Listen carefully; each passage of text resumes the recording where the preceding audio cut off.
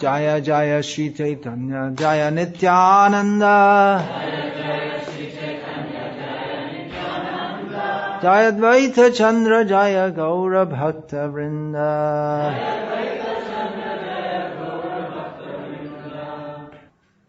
Raja Mantri Ramananda Bebohare Nipun Raja Priti Kahi Travailo Prabhuramon. Translation: Sri Ramananda Rai was indeed a diplomatic minister for the king. His general behavior was very expert, and simply by describing the king's love for Sri Chaitanya Mahaprabhu, he gradually softened the Lord's mind.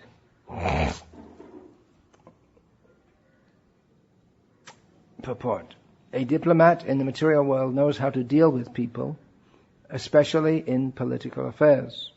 Some of the great devotees of the Lord, like Ramananda Rai, Raghunath Das Goswami, Sanatan Goswami, and Rupa Goswami, were government officers and had a background of very opulent householder life. Consequently, they knew how to deal with people. In many instances, we have seen the diplomacy of Rupa Goswami, Raghunath Das Goswami, and Ramananda Rai employed in the service of the Lord. When Raghunath Das Goswami's father and uncle were to be arrested by government officials, Raghunath Das Goswami hid them and personally met the government officers and settled the affair diplomatically. This is one instance.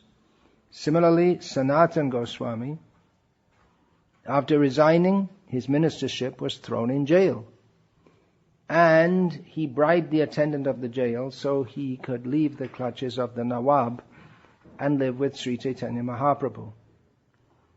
Now we see Ramananda Rai, a most confidential devotee of the Lord, diplomatically soften the heart of Sri Chaitanya Mahaprabhu despite the fact that the Lord definitely decided not to meet the king. The diplomacy of Ramananda Rai and entreaties of Sarvabhauma Bhattacharya and all the other great devotees succeeded. The conclusion is that diplomacy used for the service of the Lord is a form of devotional service. Raja Mantri Ramananda Bebohare Nipun Raja Priti Kohe Dravailo Prabhurman. Sri Ramananda Rai was indeed a diplomatic minister for the king. His general behavior was very expert, and simply by describing the king's love for Sri Chaitanya Mahaprabhu, he gradually softened the Lord's mind. This verse describes part of an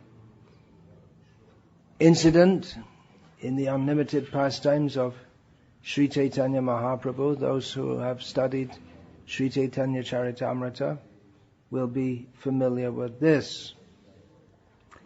The background is that Chaitanya Mahaprabhu had come to live in Puri, and the king of Orissa, that would be Kalinga at that time, he was a great devotee of Chaitanya Mahaprabhu. But Chaitanya Mahaprabhu refused to see him because Chaitanya Mahaprabhu thought these worldly minded people, it's not proper for a sannyasi to mix with them.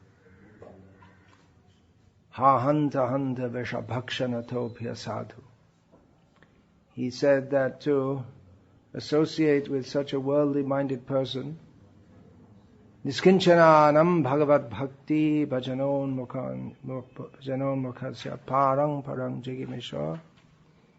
No, I don't remember it. Anyway, the point is that it's worse than drinking poison for such a person. You're going to find it. Niskinchanasya bhagavat bhajanon mukhasya parang parang jigimesha. So he said it's worse than drinking poison. And Chaitanya Mahaprabhu was adamant. Even though Chaitanya Mahaprabhu's very close devotees, they beseeched Chaitanya Mahaprabhu that this king is actually a great devotee, but Chaitanya Mahaprabhu, he couldn't imagine how can you expect me as a sannyasi to mix with materialistic people? So he was really closed to the subject. He didn't even want to discuss it. But Ramananda Rai was a very close associate of Chaitanya Mahaprabhu. And Chaitanya Mahaprabhu had accepted Ramananda practically as his guru. That famous verse, Kiba Vipra Kiba Nyasi Shudra Kene Noi Jai Krishna Tatta Veta Shri Guru Hoy.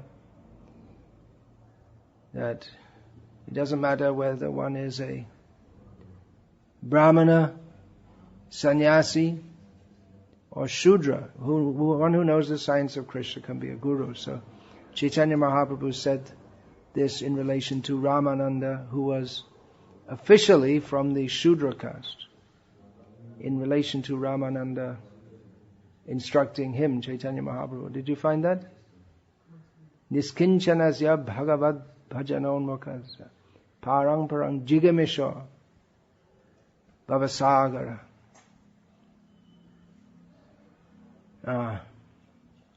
So Ramananda, he was living opulently like a king, but he wasn't a king. He was a servant of a king. So Chaitanya Mahaprabhu didn't find any difficulty meeting with Ramananda. Now here it's described that Ramananda, he softened up Chaitanya Mahaprabhu. What's that verse? Niskinchanasya bhagavad bhajanon mukhasya parang parang jigamesha bhavasagarasya samdarshanam vishayanam ata yoshitangscha ha hanta hanta vishabhakshanatopya sadhu. So Chaitanya Mahaprabhu said that for one who has renounced the world for the sake of worshipping Krishna and who desires to cross over the ocean of material existence, to see a worldly-minded person, or a person who is associates with women. Chaitanya Mahaprabhu said it's so bad that it's worse than drinking poison. In other words, better to die. So that's quite a strong statement. So Ramananda Rai, at this point, he is retired. He had an early retirement by the grace of Prataparudra, who was his employer.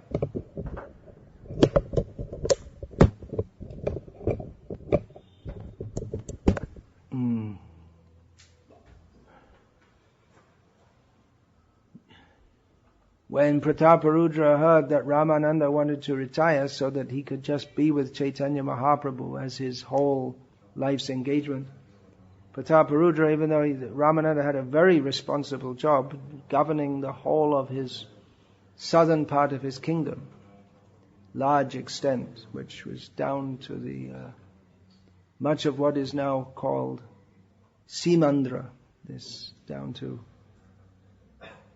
Rajmandri and beyond. But Prataparudra very happily gave Ramananda retirement so that Ramananda could associate with Chaitanya Mahaprabhu.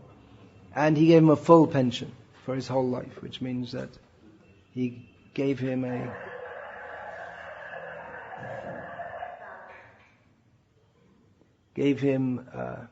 whatever payment he was taking, which was a lot, presumably, he continued that. So Ramananda was living in Puri, Prataparudra Maharaj was living in Kathak, and Prataparudra Maharaj was heartbroken. He was so unhappy. All he had in his kingdom couldn't make him happy. He wanted to associate with Chaitanya Mahaprabhu. But Chaitanya Mahaprabhu was against it.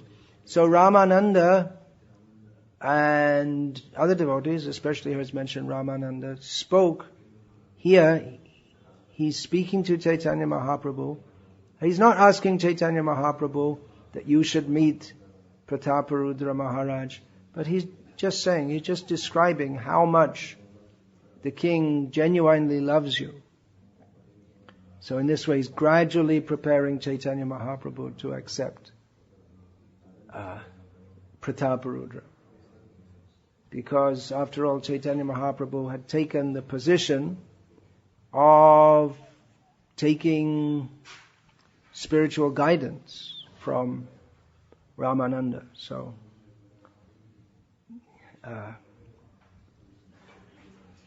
he was less likely to go against what Ramananda said. So this is described by Srila Prabhupada here in this purport as diplomacy, because Ramananda,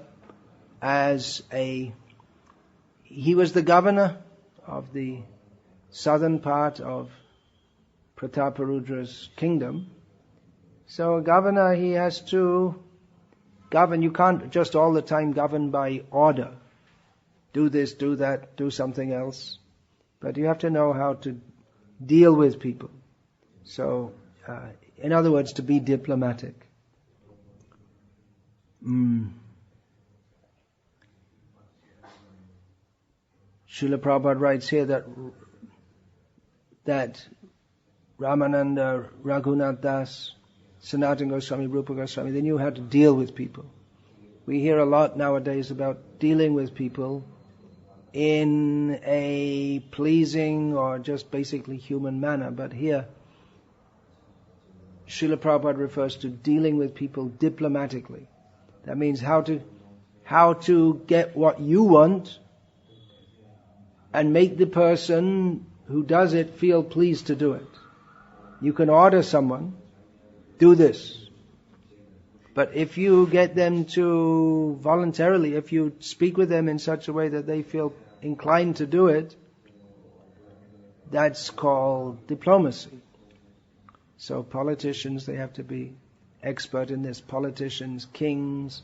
One may be a very powerful king, but he has to rely on his ministers and soldiers and army. If he alienates them, they might rebel. And if the various ministers, of course previously ministers were brahmanas and they were supposed to be detached, that there'll be the aristocracy and landholders, you have to rely on them to collect the taxes and give you a certain amount. So they're always trying to take more, and the king's also trying to take more.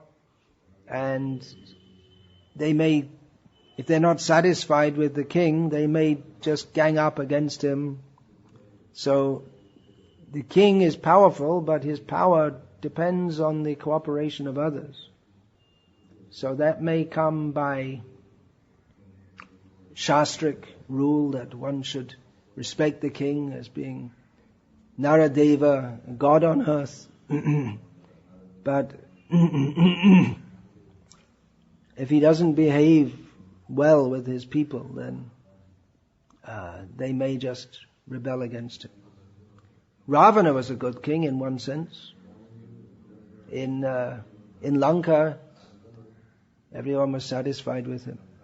But he was a demon, and there are many people outside of Lanka who weren't satisfied with him. But within Lanka, everyone was quite satisfied. He looked after them nicely.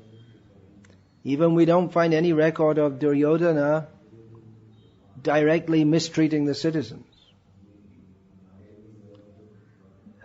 So he discharged his duties as a king in not particularly a bad way, but he was against Krishna. So he was against the Pandavas more.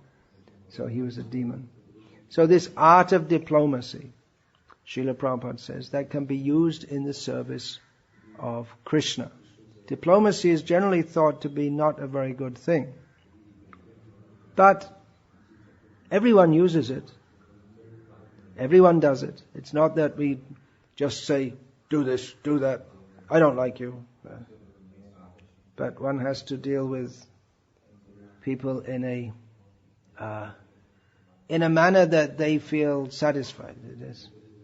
From the beginning of life, we're treated to diplomacy. For instance, the child doesn't want to take the medicine, so the mother brings one sweet. The child opens the mouth and the mother quickly pops the spoon of medicine in the mouth. She cheats the child with diplomacy.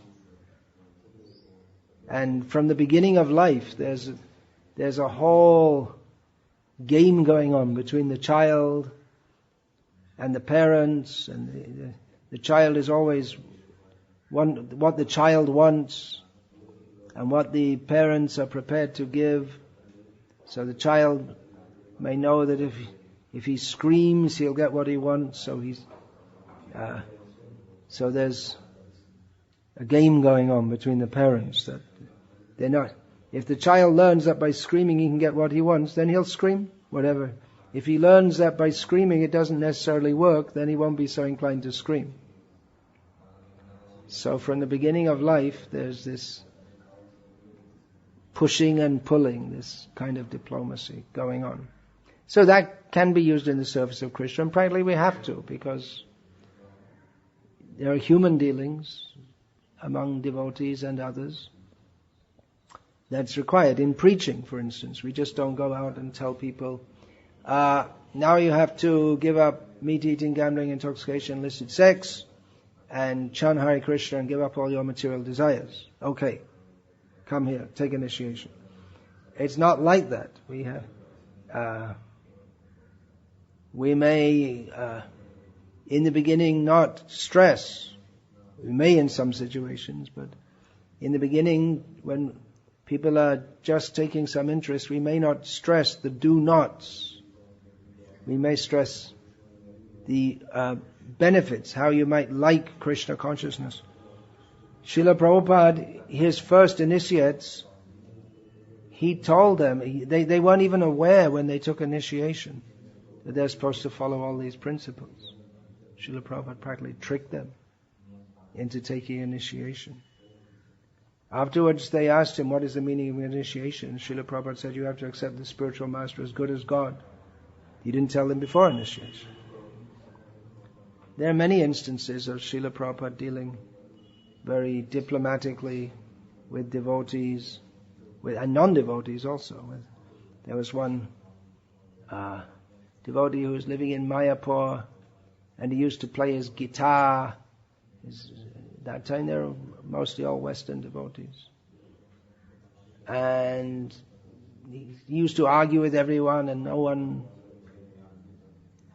liked him very much, and he was more of a disturbance than a contribution. But Srila Prabhupada is generally very patient with his disciples, but after hearing several complaints about how this devotee is just so troublesome, Srila Prabhupada one day called him and said, you are a great guitar player. Why don't you go all over the world and play your guitar and sing for Krishna and preach in this way? And the devotee was very encouraged, and he went off. So Srila Prabhupada didn't say, look, you're just a jerk, get out of here. But he did it in such a way that everyone was pleased. There are many instances. The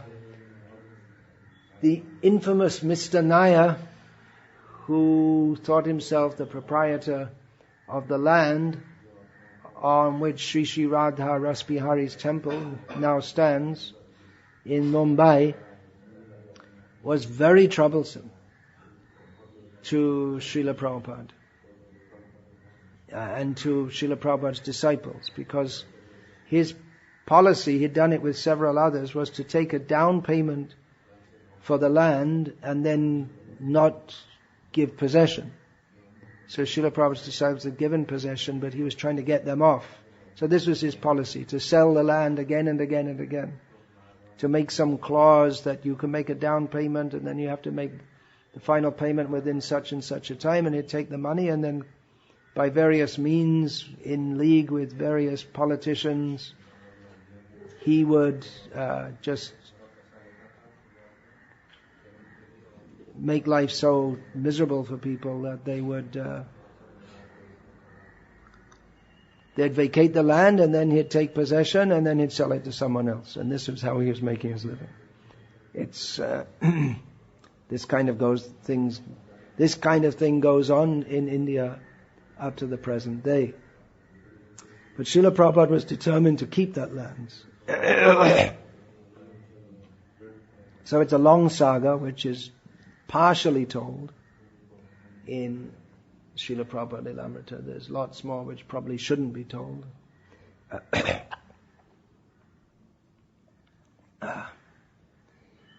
So there was one occasion where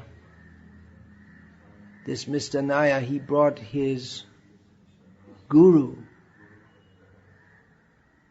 to meet Srila Prabhupada. And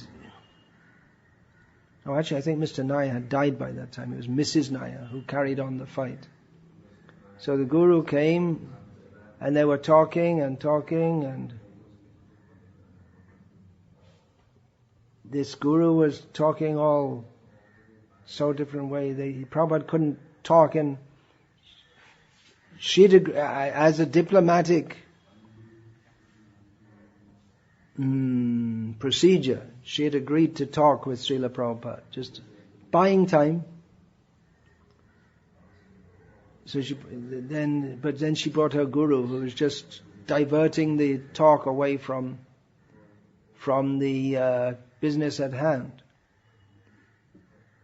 So in the middle of all this, Srila Prabhupada said, "Oh, I'm feeling very tired. I'd like to take a little rest."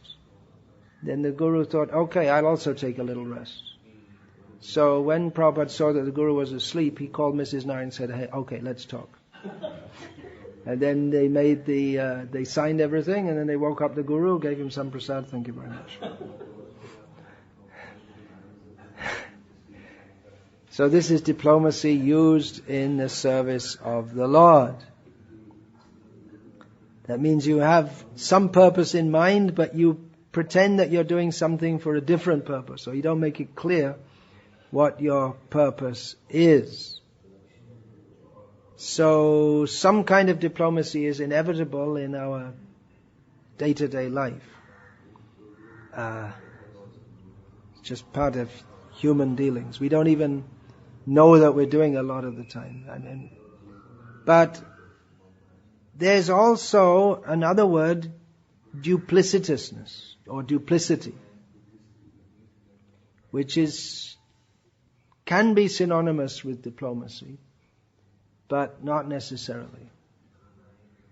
Duplicitousness means when you're deliberately trying to mislead others for the sake of gaining some personal advantage. Now you may say, well, that's the same as diplomacy. Not exactly, because in diplomacy you're trying to get something done, but it's not.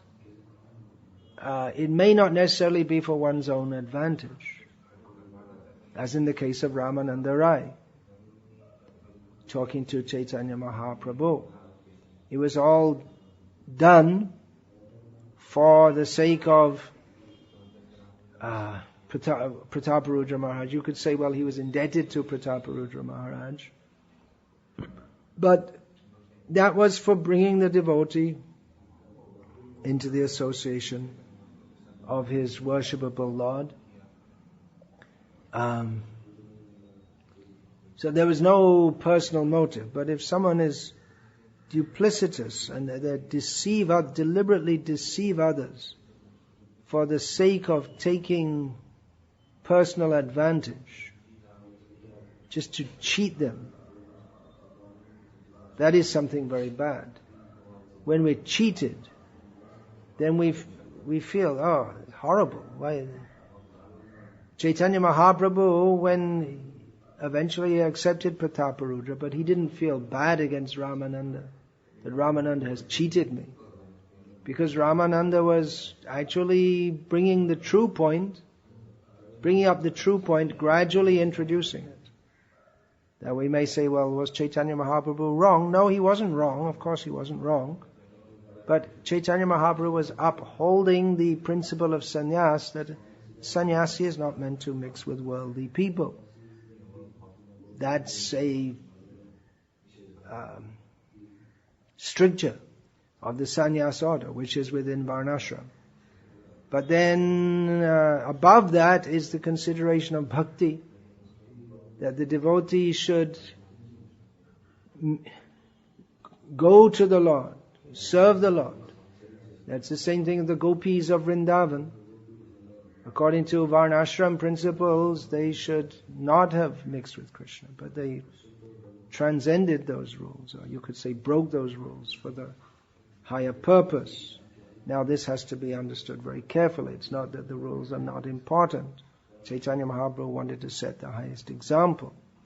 Not that, otherwise there's no, if everyone thinks, well, the rules are not important, then there's no Varnashram. And if there's no Varnashram, then people are not living people won't live at an even human level. And then we may talk very high things about bhakti, but actually our behavior will sink to the subhuman level.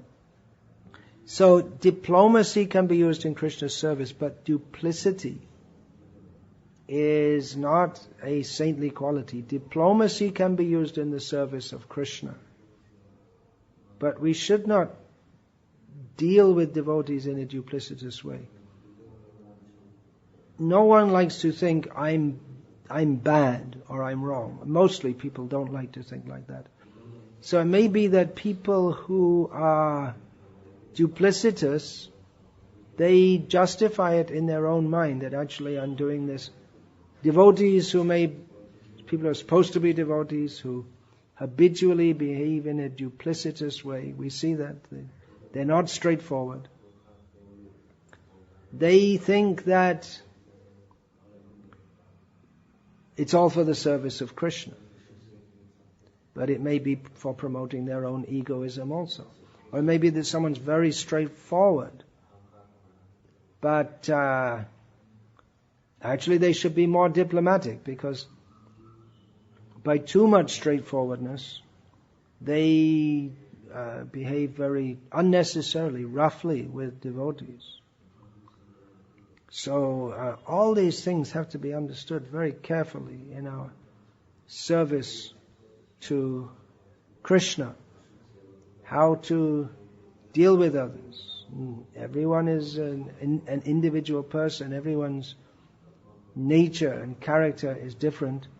But we are to become purified. In the pure state, it's not that everyone will be the same, but there are certain qualities of people which characterize them as devotees. Yasyasti bhakti bhagavatya kinchana sarvair gunais tatra samasate suraha. In the persons of selfless devotees of Krishna, all the great qualities of the demigods, of all saintly persons, are manifested in them. They may be manifested in different ways. It's not that everyone will be the same. But although we say generally the great qualities, great saintly qualities are present in them, in pure devotees, that may manifest in different ways.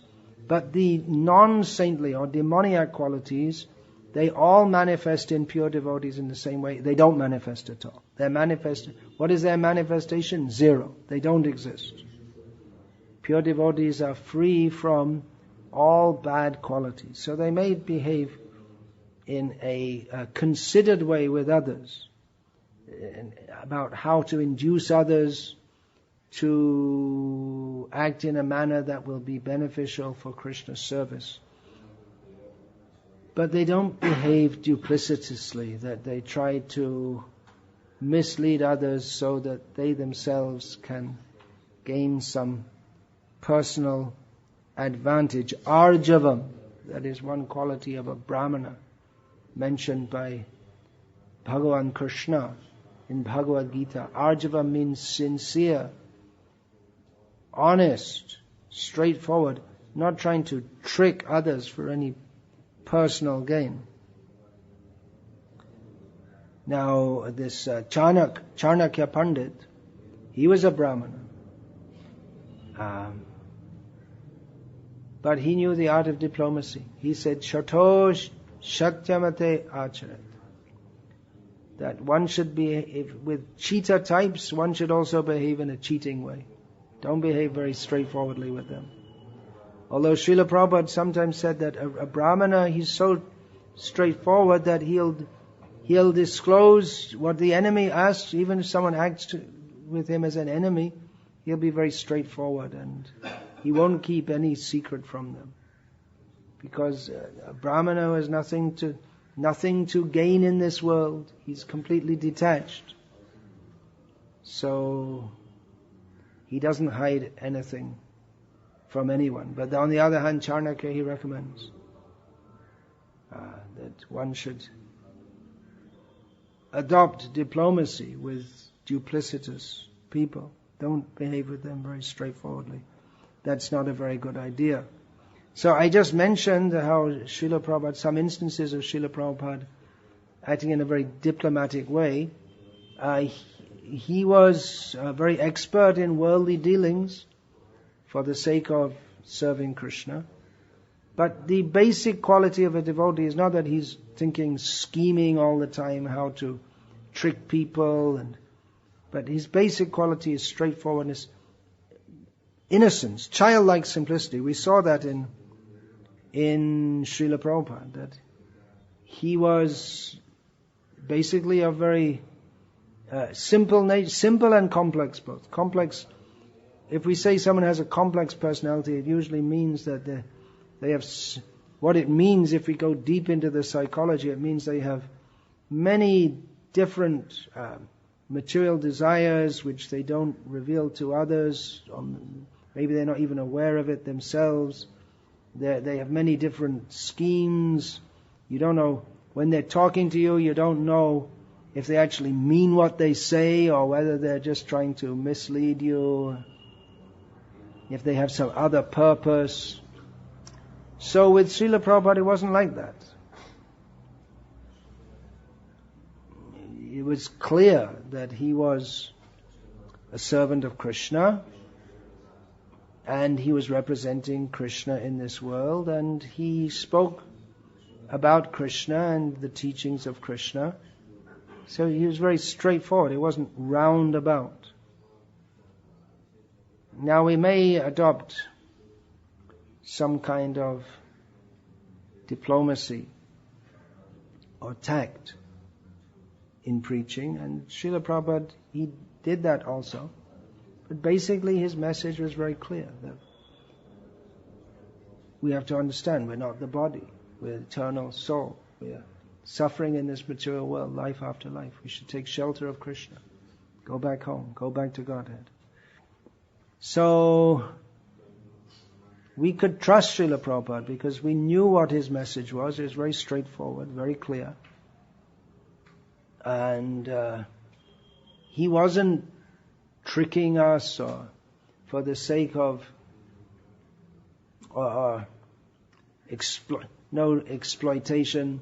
We often used to hear in the Western countries, oh, you people, you're just serving some big guru who's just taking all your money, making you work and taking all your money. Because there were quite a few gurus, so-called, in the West at that time. That was their modus operandi. They would come and talk some nonsense and make people think that they're great and take all their money, and they were living like that, living a very opulent life. But Srila Prabhupada wasn't like that. We were confident that he was using everything. Pranaya arthaya dhyavacha shreya acharanam sada. He followed this principle. He gave his life, his wealth, his words, his his intelligence for the uplift of others, for the benefit of others. So we were very confident that Srila Prabhupada wasn't cheating us. So this principle is important to understand, that we may use diplomacy in the service of Krishna, but we should also know that duplicity is very bad. That means that one has not actually become a devotee. One hasn't really entered into bhakti at all. If one behaves in a way to try to get some personal advantage, to try to promote oneself, and in doing so one will present things differently to what they are.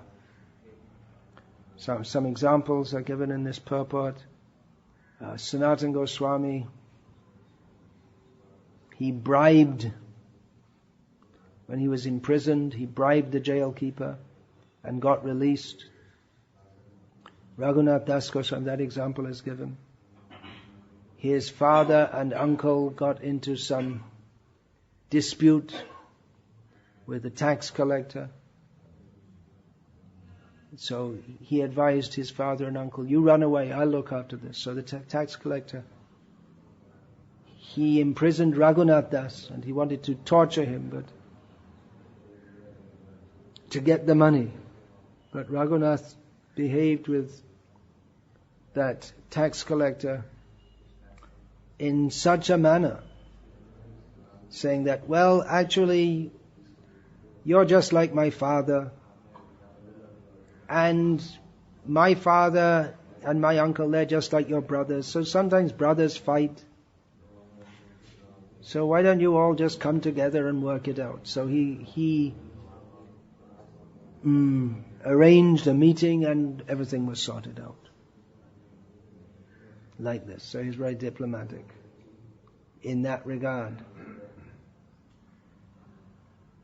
So we can study the lives of these great devotees. Srila Prabhupada said that even without accepting Chaitanya Mahaprabhu as the Supreme Personality of Godhead, if we simply study his pastimes, we can understand how devotees should live in this world and behave in this world. So that includes the pastimes of his great devotees, one of whom, Ramananda, and another, Prataparudra, are being discussed here in relation to Chaitanya Mahaprabhu. So diplomacy, if it's for the sake of Krishna, yes, good. If not, not good. And that, of course, applies to everything. But even a quality which is generally thought to be not very good, diplomacy. There are professional diplomats. They work for the government of their country, and they meet diplomats from other countries, and they discuss and they try to work out. Each one tries to get the best deal for their own country. When diplomacy fails, then there are wars. And diplomats, they're often engaged in not only sounds like a contradictory statement, oxymoron, straightforward diplomacy, but they also, they're in cahoots with the spies of their country. So often someone is officially, he's a diplomat in the embassy, the American embassy in India, but actually they may be a CIA agent, a spy. So that often happens. Once in Bangladesh, I happened to visit the British embassy, some work I had there, and for some reason they introduced me to someone who was obviously the head of intelligence, because he was drunk and he started telling me all these things which I didn't know and I shouldn't have known. So he was officially part of the diplomatic corps, but he was spearheading intelligence gathering operations, which is a fancy way of saying spying. So, I mean, he didn't tell me that, but it was quite, maybe he wasn't heading it up, but he was involved in that. He told me all those things, or so many things that you didn't hear in the newspaper, how there'd been an army insurrection and they'd killed 40 officers and this and that and so many things. So, not recommended.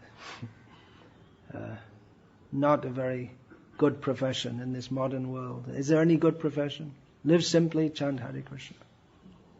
Otherwise, the whole atmosphere is fraught with cunningness, duplicity. It's very difficult to live in the modern world without being duplicitous, because everyone else is duplicitous, and everyone's trying to squeeze as much as they can for themselves. So that's why it's good. That's yet another reason why we should establish these communities, simple living, high thinking, where we can live honestly, straightforwardly. We don't have to try to deceive others. There's no need to, and nothing can be gained from doing so anyway.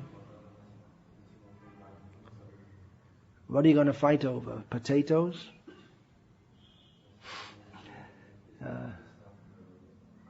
There's nothing if you live very simply, then there's nothing to be greedy about or to covet. So that's a better life. Hare Krishna. Anything? Question? Comment?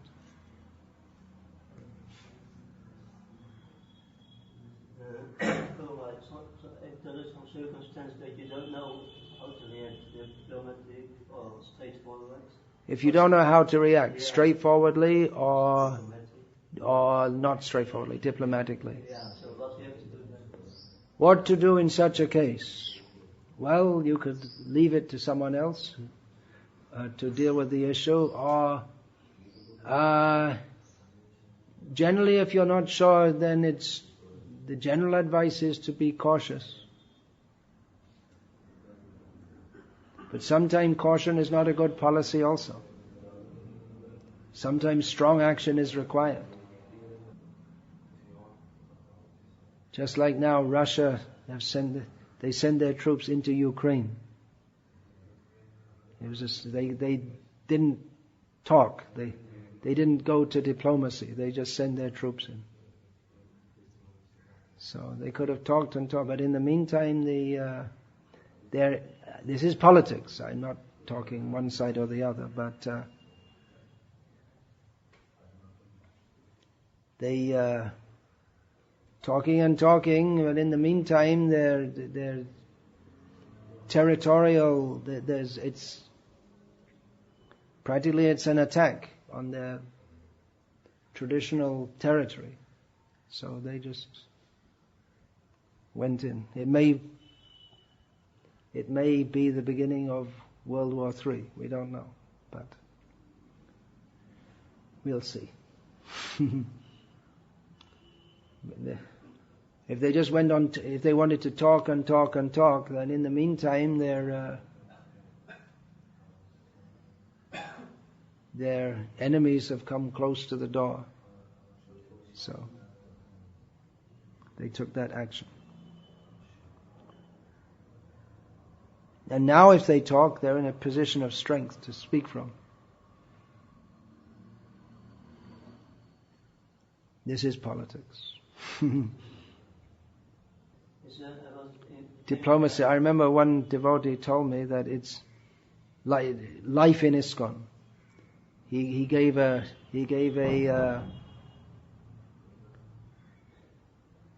some guidance. Life in ISKCON. It's easier to be forgiven than to get permission. You do something, you know you won't get permission, so you just do it anyway. And then once you've done it, then okay, what can you do? Doesn't always work, but that was his method of working. And actually for him it worked also. He started a project without any permission, and it's there. It's still going on more than 20 years later. Some of my disciples do that also. They get divorced and they say, well, don't ask Guru Maharaj. Then afterward they say, he'll cool down after some time. I heard that through the back doors. He won't be happy, but anyway, after some time, he'll let it go. Because what can you do? It's already happened. That's not good. I don't like that. Okay, Hare Krishna.